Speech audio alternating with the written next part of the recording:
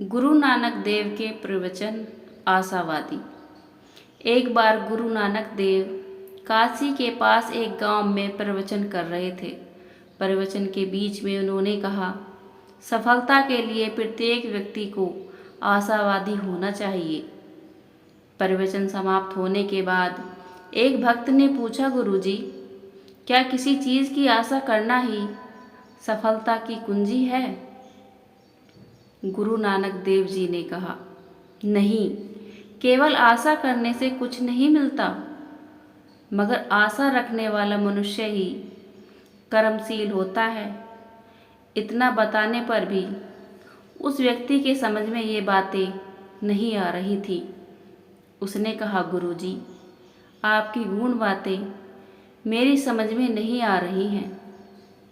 उस समय खेतों में गेहूं की कटाई हो रही थी। तेज गर्मी पड़ रही थी। नानक जी ने कहा, चलो मेरे साथ, तुम्हारे प्रश्न का जवाब वहीं दूंगा। नानक देव जी उस व्यक्ति को अपने साथ लेकर खेतों की तरफ चल दिए।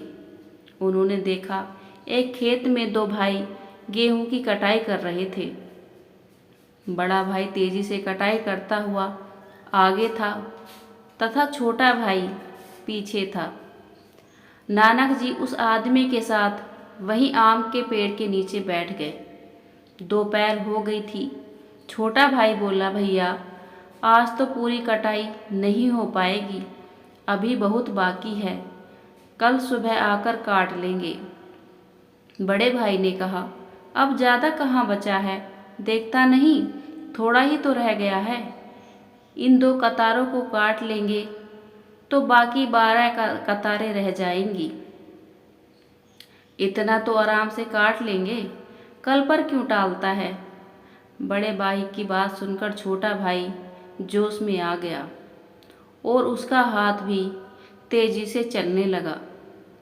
थोड़ी देर में पूरी फसल कट गई।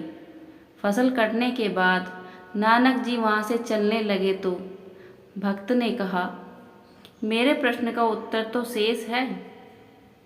नानक जी ने कहा, तुम्हारे प्रश्न का जवाब तो उन दोनों भाइयों ने दे दिया जो फसल काट रहे थे।